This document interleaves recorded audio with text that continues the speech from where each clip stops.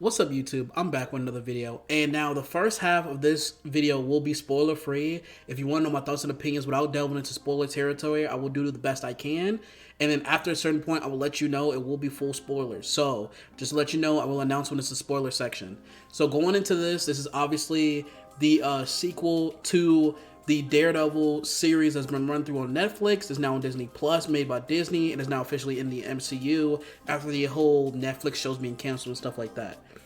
Also, they did go through a bunch of rewrites, and they had to do a thing where they had to scrap the entire season of the show, and so they basically just had to change things and add things differently, bring back Karen and Foggy and John Bernthal and stuff like that, because apparently Daredevil wasn't Daredevil until like 5 episodes in, which if I'm waiting 5 weeks to see goddamn Daredevil, the title character, out of a 9-episode show, I'm gonna be pretty pissed about it. But I get what you mean, right? So getting into this, I was a little bit skeptical watching the first 2 episodes, a little bit nervous, because they kept alluding to and showing things that kind of allude to things that was happening in the show that I wanted to be surprised by.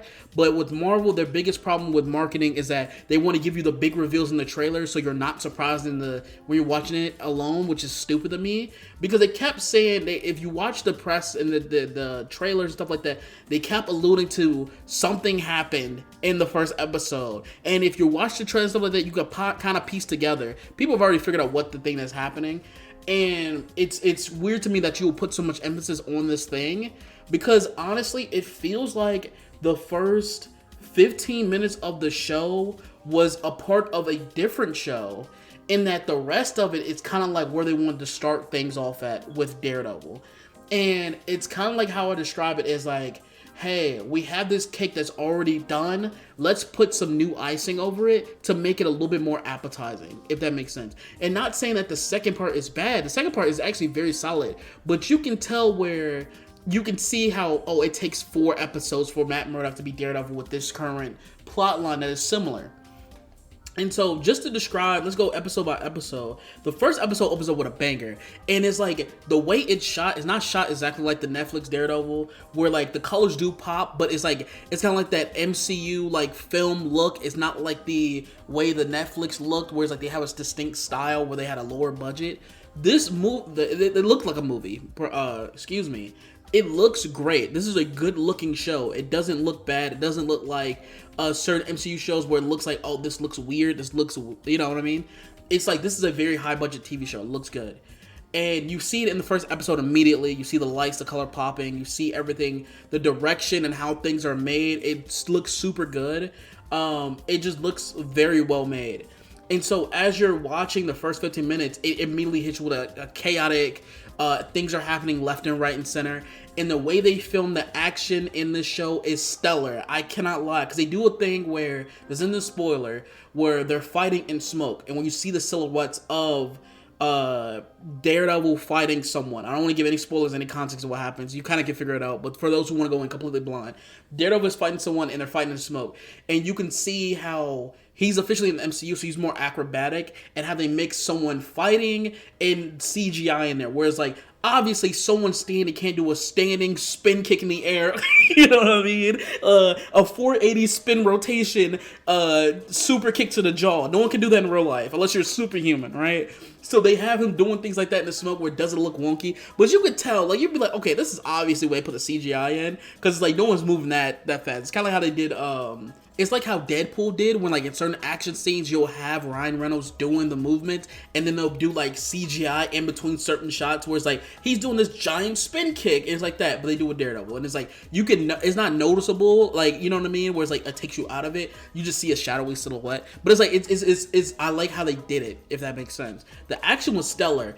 And they did a thing where they kept alluding to it, and I was like, please don't do what you're doing, and they did it.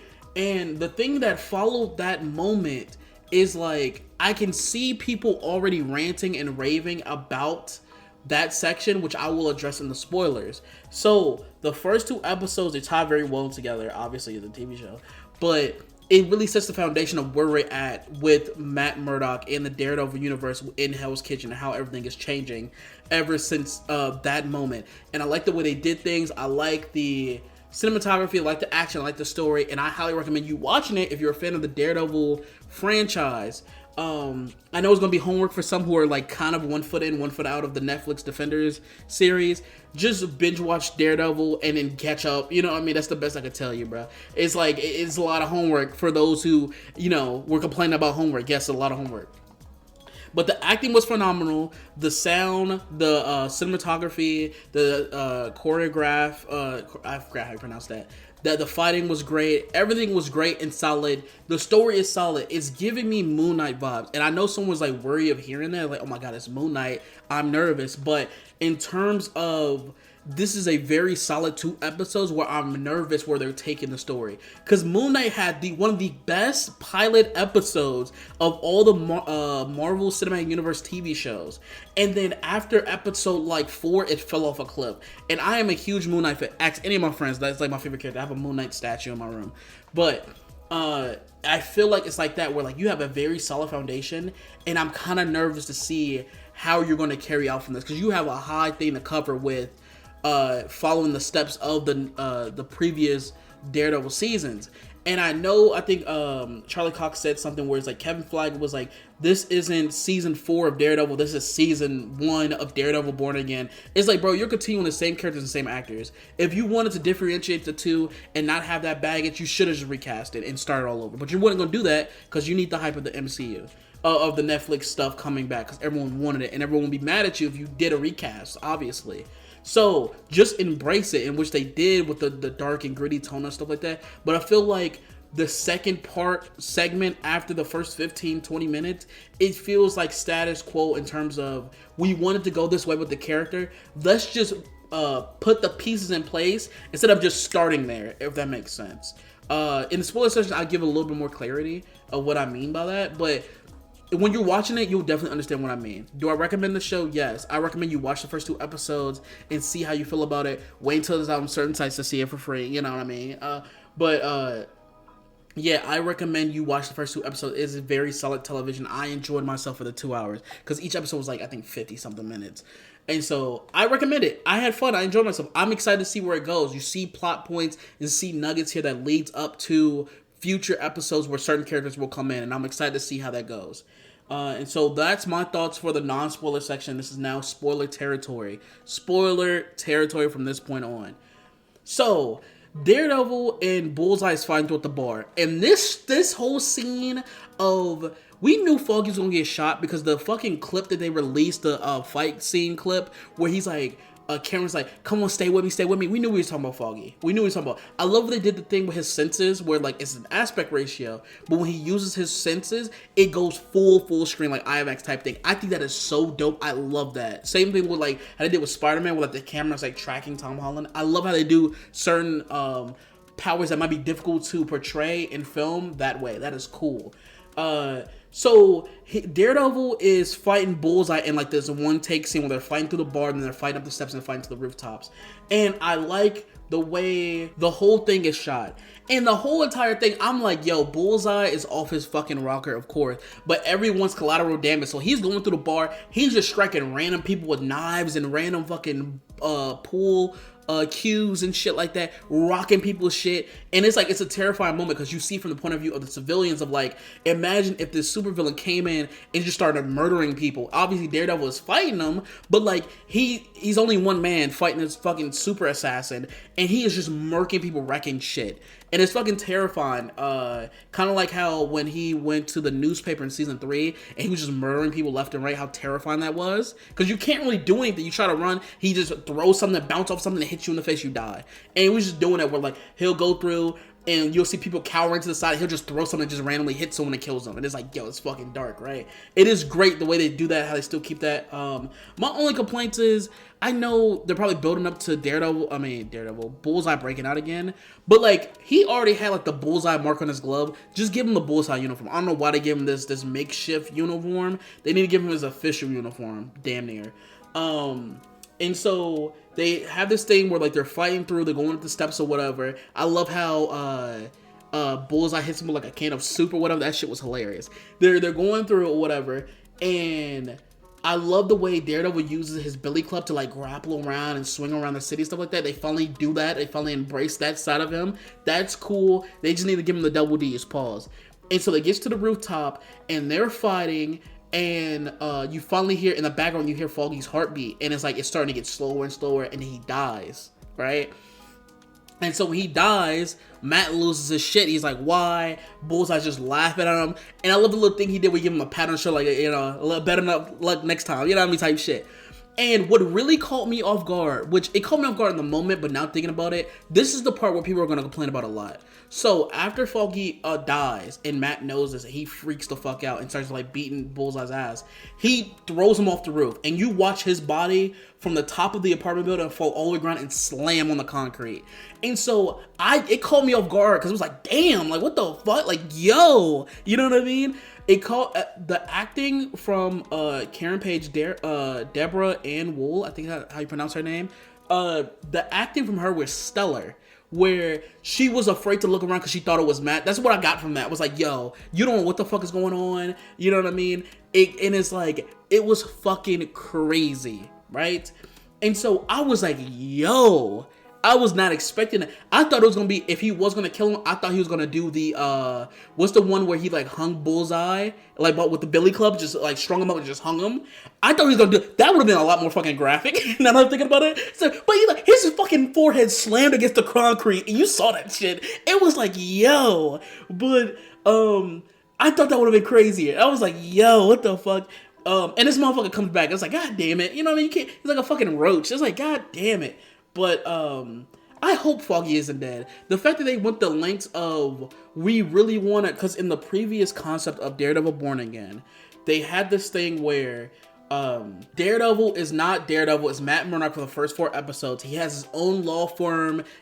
Karen and Foggy are not in the show at all, and so they have to revamp it and bring them in. And it kind of feels like the icing on top of the cake analogy I gave earlier, where it's like, y'all want Foggy and Karen, but we don't want them. So we're gonna find a way to write them out of it. And it felt fucked up because you can just tell where it's like this portion is just like explaining how the characters are leaving the story. Because Foggy's dead, and now all of a sudden Karen's in New Jersey, like she's not in New York no more. She won't be in the story as much as of now. This is just from the first 2 episodes.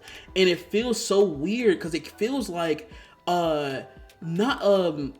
it kind of feels like not a mandate. I want to put that out there, but it feels weird where it's like, it almost feels like no matter what happens, we have to have Matt Murdock on his own with this sort of thing. And it's different from season 3, where like he's secluded and away from his friends because out of the pure safety of them, if Daredevil is caught near them, then they're a target list for Fisk, who's going around murking people left and right with agents and shit like that.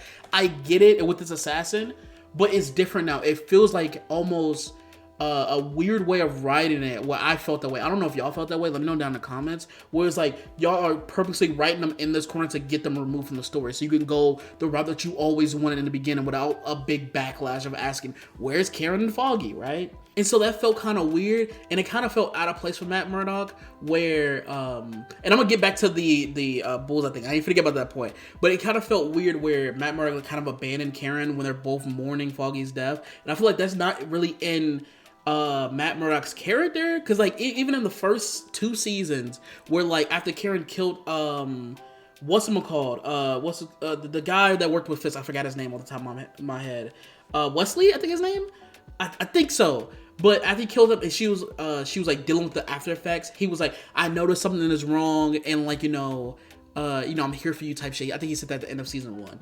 And so he's a caring friend. I get that is such a traumatic moment where he wouldn't be himself, and he kind of wants to be secluded because he kind of like blaming himself and kind of getting from that. But at the same time, it felt weird. It was like, I don't think Matt Murdock would just straight up not respond to Karen, be AFK, and just like, abandoning this grieving friend almost, I don't know. That's kind of a weird thing where like I can see people being iffy about that. So one thing people will complain about, and I always can tell people complain about, they'll be like, Disney has ruined Daredevil because Daredevil will try to kill Bullseye, and by throwing him off the building, and was like, Daredevil would never kill. That is the whole purpose of season 3. That is the whole purpose of Daredevil will never XYZ try to murder a villain, right? And I retort by saying this. At the end of Daredevil season 2, when Nobu stabbed Elektra and fucking killed her, what did Matt Murdock do? Fling that bastard off the fucking building, okay? That's what he did. He tried to murder Nobu. And you can say, well, he knew he was a mortal ninja that always come back from that. Bullshit. He wrapped that shit around his neck and threw him off a fucking building, okay? He knew it. He knew it. And if he didn't know, he damn know that Stick was gonna kill him. So what are we doing here? He had no problem Punisher shooting ninjas in the face. Come on. Like, let's not be on the... I know people are going to be on the MCU hate train of, like, the MCU can never do right, and this is ruining Daredevil's character. But let's give some leeway to, like, this shit was done before, so let's relax on that. Now it makes sense to the story also because he abandoned himself after murdering or trying to murder Bullseye or whatever, or like grieving after his friend because he blames himself. I like that. I do like the plot line of Fisk running from mayor, becoming mayor, and dealing with the ramifications of that, where like he's out of his element, he has to make appearances, he has to do this and the third, and he's up to his like evil ways but trying to be slick about it. I like that. I kind of hope the character, the young guy that's kind of like motivating Fist, that's like hyping him up in his like office, it leads to a Nadeem situation where like he's so hyped to work for Fist, and then at the end of the like you see throughout the season, it's like, oh no, this guy's a truly evil person, and now I'm stuck because I try to help him now become like reliable, kind of like Nadeem, where it's like he's stuck in this shitty situation that only ends with him dying type thing. I hope he ends up being a tragic character like that. And the whole thing with like, they're obviously building to cops trying to be like the Punisher because one of them had like a Punisher tattoo in episode 2. I like how that's going. I like the whole thing where they're trying to figure out this mystery of how this guy died on the train and stuff like that. I like this stuff. Like, there's certain things that I like, but it kind of feels like, hey, we're doing this stuff that we were already planning on doing, just with the extra caveat of explaining what happens to these two characters that you build up this love and affection to. And I don't know how I feel about that. And so it's kind of like this eerie feeling of cautionally optimistic, where it's like, I want this to succeed. I want this to be good. I don't want to go into something expecting it to be bad or wanting it to be bad. But at the same time, the track record of Disney Plus TV shows have not been the best. Where like, if you telling me straight up, there's only been like what, 1 to 2 good shows that Disney Plus has had, low-key. And I can't really think of another one on top of my head, like a really solid Disney Plus show. Because the other ones are like, they do this thing where like they have a solid season, but the endings suck ass. Falcon and Winter Soldier had a pretty mediocre ending. WandaVision had an ass ending. You could talk to your mama about that. That ending was sucked. Moon Knight had a garbage ending I did not like at all. Or I didn't like the way they handled the character per se. I wouldn't say it. The ending was trash, but I didn't like the end of the character. And stuff like that. Like, I really had issues with the way they ended the finale, and I feel like I feel like a battered housewife where like, you're telling me you're different, but like I could see, I'm expecting the pattern to show up again. Where like, this is a very similar pattern where like, we're hyped, we watch the first couple episodes, the episodes are bangers, and then all of a sudden I'm around like, you know, the 5th or 6th episode, we build up to a finale that we can't live up to, the finale's only 30 minutes, and then it just ends. And it's like, what the fuck are we doing here, you know? So I'm a little bit nervous about that. Well, another issue I had is, you know, the Marvel television is back. They do this thing again where like they don't say the superheroes' names. This is just a nitpick I'm on, alright? There's a nitpick. Kingpin is giving a speech, and he was like, we're gonna do more for the city than those vigilantes. The gun-toting vigilante with a skull on his chest, the guy with the devil horns, and the kid dressed up like a spider in pajamas. It's like, bro, I get it. I understand it. Like, it's a little cheeky nod, but at the same goddamn time, we are almost 10, 15 years in that Marvel Cinematic Universe.